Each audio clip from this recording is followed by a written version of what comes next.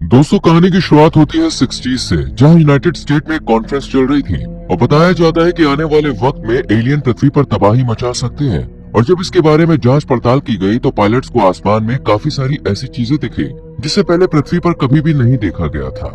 ये देखने में बिल्कुल स्पेसशिप की तरह नजर आ रही थी। इसके बाद कहानी घूमती है इन फ्यूचर 2029, जहाँ हम एक फैमिली को देखते हैं। हस्बैंड रॉब, उसकी वाइफ जियोफ और दो बेटियां हैं, वेलेरी और सारा। ये सब एक साथ बैठकर डिनर कर रहे होते हैं, लेकिन वो खाना शुरू करने से पहले प्रेयर करते हैं। इसी बीच एक एक करके सभी चीजें हिलना शुरू कर देती है, जैसे कि मानो भूकंप आ गया हो, और फिर इनका घर पूरी तरह से तबाह हो जाता है। सारा के अलावा कोई भी जिंदा नहीं बच पाता। सारा भी अपनी जान बचाने के लिए अलमारी में बंद हो जाती है, लेकिन एक अजीब गैस के चलते उसकी भी डेथ हो गई।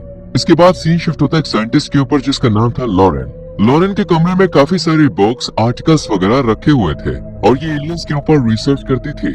इसी बीच लॉरेन न्यूज में देखती है कि बैजर शहर में एक बहुत बड़ा ब्लास्ट हुआ है, जिस वजह से पूरा शहर तबाह हो गया है और जो भी बचे कुचे लोग थे उन्हें भी वहाँ से निकालकर उस शहर को पूरी तरह से सील कर दिया गया है, क्योंकि वहाँ की जो आबो हवा है वो लोगों के लिए काफी नुकसानदायक है। इस दौरान लॉरेन के दरवाजे पर दस्तक होती है और लॉरेन देखती है यूएस आर्मी के जवान क्लेटन और जॉन उसे लेने आए हैं, क्योंकि ये पता लगाना चाहते हैं कि वो ब्लास्ट क्यों और कैसे हुआ था। आर्मी की बात सुनकर लॉरेन भी मना नहीं कर पाती और इनके साथ चल देती है। सेंटर में पहुंचने के बाद प्रोफेसर डेविड लॉरेन को बताते हैं कि वो ब्लास्ट एक मेटेरॉइड की वजह से हुआ था, जो कि कल रात धरती पर गिरा था। इसी ने पूरे शहर को बर्बाद कर दिया और उस जगह के आसपास बहुत से मेटेरॉइड के छोटे छोटे टुकड़े भी मिले, जो कि मेटेरॉइड के गिरने का सबूत है। ये पार्टिकल्स काफी हार्मफुल थे। जैसी हवा में मिली वैसी हवा में कुछ जहरीली गैस मिल गई, जिस वजह से हमें वो पूरा शहर खाली कराना पड़ा ताकि लोगों की जान बचाई जा सके। लेकिन ऐसा हो ना सका। जो भी लोग इस ब्लास्ट से बचे थे उनकी थोड़ी देर बाद मौत हो गई। लॉरेन एक साथी के साथ उस जगह पर रिसर्च करने जाती है जहाँ मेटेरॉइड गिरा था। लॉरेन छानबीन के दौरान देखती है कि यहाँ मेटेरॉइड गिरने से एक लाल रंग का छोटा सा पौधा उगाया है। इस पौधे को देखकर लॉरेन काफी अजीब तरह से रिएक्ट करती है और उससे बातें करने लगती है और फिर बाद में इसका फोटो भी क्लिक कर लेती है, जिसे घर जाने के बाद भी देखती रहती है। लॉरेन घर पर मेटेरॉइड के बारे में और डिटेल्स निकालती है और तभी उसे एक रशियन लेडी का इंटरव्यू मिलता है, जिसमें ये लेडी बताती है कि कुछ समय पहले यहाँ भी मेटेरॉइड गिरा था, जिससे एक केमिकल रिलीज हुआ और जिस जगह मेटेरॉइड गिरा था ना, वहाँ पर एक पौधा भी उगाया था। लेकिन रशिया ने इसे जल्द ही खत्म कर दिया, जिसके बाद इस शहर के खतरनाक वातावरण को देखते हुए उस शहर को सील कर दिया गया ताकि कोई भी यहाँ की जहरीली हवा के चलते मारा ना जाए। साथ ही रशियन पुलिस ने इस इंटरव्यू देने वाली लेडी की भी गोली मार के हत्या कर दी, जिससे कोई भी इस लेडी से कुछ भी सवाल जवाब ना कर सके। ये सब देखकर यूएस आर्मी को लगता है कि रशियन आर्मी हमसे कुछ छुपा रही है। इसके बाद हम दो यूएस डॉक्टर्स को देखते हैं जो कि एक लाश का पोस्टमार्टम कर रहे थे। ये शख्स भी मेटेरॉइड की जहरीली गैस की वजह से मारा गया था। अब डॉक्टर्स उसके शरीर पर एक कट लगाते हैं, जिससे इसकी बॉडी से लाल की जगह काला खून निकलना शुरू हो जाता है। डॉक्टर को लगता है कि ये पॉइजनस गैस की वजह से हुआ है, लेकिन कुछ देर बाद ये ब्लड इसके शरीर में वापस चला जाता है और जो कट का निशान था वो भी भर जाता है। और फिर ये मरा हुआ शख्स आंखें खोलता है और उठकर बेड पर बैठ जाता है। ये सब देखकर डॉक्टर्स की आंखें तो खुली की खुली रह जाती हैं। वही लैब के बाहर लॉरेन के साथ मौजूद सभी लोग इस मरे हुए शख्स को देखकर काफी ज्यादा खौफजदा हो जाते हैं, लेकिन डॉक्टर्स हिम्मत जुटाते हैं और इससे बात करने की कोशिश करते हैं, लेकिन ये शख्स कोई भी रिएक्शन नहीं देता। इसके बाद डॉक्टर्स इसकी जब पल्स चेक करते हैं तो बिल्कुल हैरान रह जाते हैं कि इसकी तो पल्स ही रुकी हुई है और शरीर पूरा ठंडा पड़ गया है। इस शख्स के बाद दूसरे मरे हुए शख्स जो कि पॉइजन गैस के असर में आ गए थे, वो भी एक एक करके जिंदा हो जाते हैं और उठ के बैठ जाते हैं। डॉक्टर्स काफी हैरान होते हैं और इन्हें इनकी पिछली जिंदगी याद दिलाने की कोशिश करते हैं। इनकी फैमिली फोटो दिखाते हैं पर ये बॉडीज कोई जवाब नहीं देती और बस एक जिंदा लाश की तरह बैठी रहती है। और ये मरे हुए जो लोग वापस जिंदा हुए थे वो ना तो बोल रहे थे और ना ही इनकी पल्स चल रही थी। इस मेटेरॉइड की वजह से करीब 1300 लोग मारे गए थे, जिनमें से सिर्फ 39 लोग ही दोबारा जिंदा हुए थे। इसी बीच डेविड बताता है कि 39 लोग वही हैं जो बैजर शहर के रहने वाले हैं और इसी इलाके पर मेटेरॉइड ब्लास्ट हुआ था। डेविड कहता है हो सकता है कि इन सभी ने मेटेरॉइड के छोटे छोटे पार्टिकल्स कंज्यूम कर लिए हों, जिस वजह से इनके जो अंदरूनी पार्ट्स हैं उनमें चेंजमेंट हो रहे हो। इनका डीएनए पूरी तरह से बदल गया और अब ये लोग नॉर्मल इंसान न रहकर किसी और क्रिएचर में बदल रहे हो। लेकिन अब किसी को कुछ भी समझ में नहीं आता कि ये सब क्या हो रहा है। इसी बीच लॉरेन अपने टीम लीडर के पास जाती है और उसे बताती है ठीक इसी तरह से रशिया में भी मेटेरॉइड गिरा था, वहाँ के भी ऐसे ही हालात बदल गए थे। जाहिर है कि इन सब के बारे में रशिया अच्छे से जानता होगा। लेकिन रॉजर लॉरेन की बातों को सीरियसली नहीं लेता और उसे नजरअंदाज कर देता है। अब जिंदा हुए लोगों का कंक्लूजन निकालने के लिए एक खास मीटिंग रखी जाती है। यहाँ इन लोगों पर की गई स्टडी के मुताबिक बताया जाता है कि भले ही वो जिंदा हो गए हों, लेकिन उनका दिल काम नहीं कर रहा है। इसी तरह उनका दिमाग भी पूरी तरह से बंद पड़ा है, लेकिन हाँ डीएनए में चेंज हो रहा है। ये सब सुनकर यहाँ बैठे सभी लोग काफी परेशान हो जाते हैं। भला कोई इंसान बिना हार्ट बीट के कैसे जिंदा हो सकता है? कुछ लोग कहते हैं हमें इन लोगों को अभी मार देना चाहिए ताकि आगे चलकर हम इंसानों के लिए कोई खतरा न बने। यहाँ मौजूद लॉरेन भी ये सब बातें सुन रही थी और वो सामने आकर सबको बताती है ठीक ऐसी ही घटना रशिया में भी हुई थी, जो कि काफी दर्दनाक थी। हमें आगे आने वाले मुश्किल वक्त के लिए खुद को मजबूत बना लेना चाहिए। इसी बीच लॉरेन अपने पास्ट में चली जाती है और अपने डैड को देखती है और यहाँ पे हमें पता चलता है कि एक दिन लॉरेन के फादर उसे लेकर एक मिस्टीरियस प्लेस पर गए थे, जहाँ के बारे में किसी को भी बताने के लिए उसके फादर ने मना कर दिया था और लॉरेन ने भी इस जगह के बारे में किसी को नहीं बताया। फिर मीटिंग खत्म होती है और लॉरेन उसी रूम में जाती है जहाँ सभी लोग मरे हुए दोबारा जिंदा हुए थे। यहाँ पर एक छोटी बच्ची भी थी जिसके पास जाकर लॉरेन एक किताब दिखाते हुए अपने बारे में बताती है। जब मैं 10 साल की थी तो मेरी माँ मुझे रोज किताब पढ़कर सुनाती थी।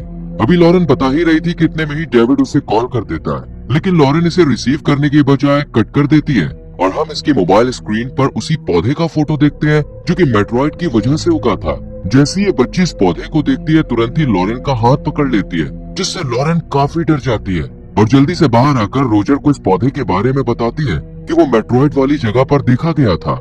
इन लोगों की गर्दन नॉर्थ की तरफ थी। ये देख डेविड कहता है इसी दिशा में बैजर शहर है जहाँ पर ये रहा करते थे और यहीं पर मेट्रॉइड गिरा था। कहीं इन सबका आपस में कोई कनेक्शन तो नहीं है?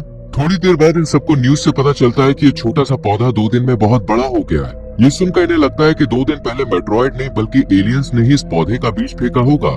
इस पौधे के रिसर्च के लिए लॉरेन और डेविड के साथ एक मरे हुए वापस से जिंदा इंसान को भेजा जाता है। जैसे ही शख्स इस पौधे के पास जाता है तो इसकी आंखें नीली हो जाती है और साथ ही ये कुछ अजीब सी हरकतें भी करने लगता है और कहता है कि मैं तुम लोग के साथ वापस नहीं जा सकता हूँ, क्योंकि अगर मैं नॉर्मल वातावरण में गया तो मैं मर जाऊंगा।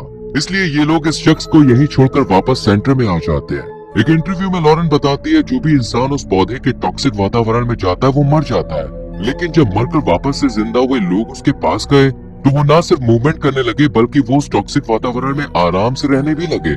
यानी इन लोगों को उस एनवायरनमेंट से कोई खतरा नहीं है।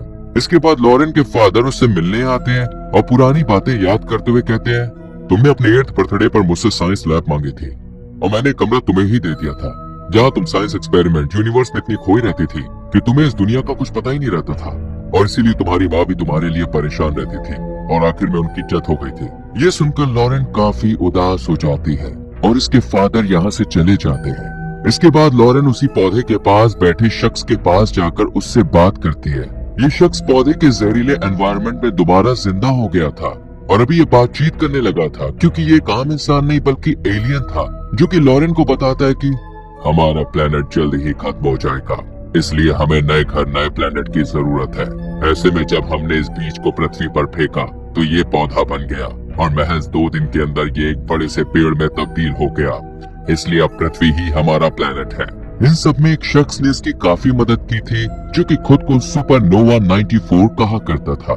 इस शख्स ने ही एलियन को सबसे पहले ढूंढा था और फिर एलियन से कॉन्टैक्ट कर इन्हें धरती पर आकर बसने की बात कही थी। सिर्फ इतना ही नहीं, एलियंस को इंसानों की ताकत और उनकी कमजोरियां सभी जानकारी भी दे दी थी। वहीं हम दूसरी तरफ देखते हैं कि लॉरेन की टीम का एक मेंबर इस पेड़ के पास आया है और इसे काटने की कोशिश करता है, लेकिन ऐसा कर नहीं पाता क्योंकि जो एलियन था उसने इसे कंट्रोल कर लिया था। इसलिए मेंबर खुद ही टॉक्सिक वातावरण में अपना सूट उतार देता है और जहरीली गैस की वजह से मारा जाता है। ये सब देखकर यूएस के दूसरे आर्मी ऑफिसर इस एलियन को मारने के लिए आगे बढ़ते हैं, लेकिन ये एलियन एक ऐसी दर्दनाक आवाज क्रिएट करता है जिसे कोई भी बर्दाश्त नहीं कर पाता और यही सबकी मौत हो जाती है। ये सब देखकर इस एलियन को मारने के लिए फाइटर प्लेन इस पर मिसाइल दागते हैं, लेकिन ऐसा नहीं होता क्योंकि इस पेड़ ने अपने चारों तरफ एक सुरक्षा कवच बना लिया था जिससे मिसाइल इस एलियन तक पहुंच ही नहीं पाती है।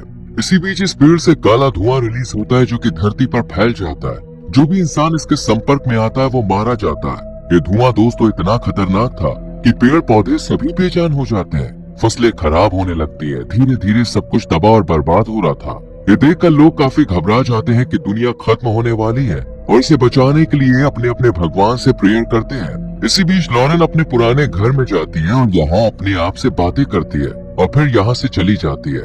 जहाँ सब लोग इतने परेशान थे वहीं लॉरेन को काफी रिलैक्स फील हो रहा था, जैसे वो इस सबसे काफी खुश हो। इसके बाद लॉरेन एलियन के पास जाती है जहाँ एलियन बताता है कि तुमने ही हमारी मदद की है, तुमने शुरू से ही उस पौधे को जिंदा रखा, उसे खत्म होने से बचाया, वरना आज हम अपने मकसद में कामयाब ना हो पाते।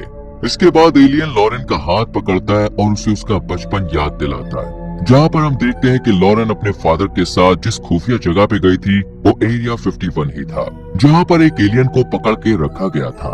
यहाँ लॉरेन ने इस एलियन को छुआ था, जिसके बाद से उसके शरीर में डीएनए में बदलाव होने लगा था। इसके बाद से ही लॉरेन को साइंस में काफी इंटरेस्ट आने लगा था और सिर्फ 8 साल की उम्र में उसने एक रॉकेट डिजाइन कर लिया था। लॉरेन दूसरे बच्चों से काफी अलग थी। ये स्कूल में सबसे कहती कि मैं एलियन हूँ और अपने घर जाना चाहती हूँ, यानी कि लॉरेन एलियन के प्लेनेट पर जाना चाहती थी। यहाँ पर सबसे बड़ा खुलासा होता है कि सुपरनोवा 94 जो शख्स था वो भी लॉरेन ही थी, जिसने एलियन की मदद की थी। इसी नाम को बताकर वो एलियन से कांटेक्ट करती थी और रॉकेट भी इसीलिए बनाना चाहती थी ताकि वो एलियंस के प्लेनेट पर जाकर उनके साथ रह सके। इन सब को देखते हुए लॉरेन की माँ ने उसे ये सब करने से मना कर दिया था, जिस वजह से लॉरेन ने अपनी ही माँ को मार दिया।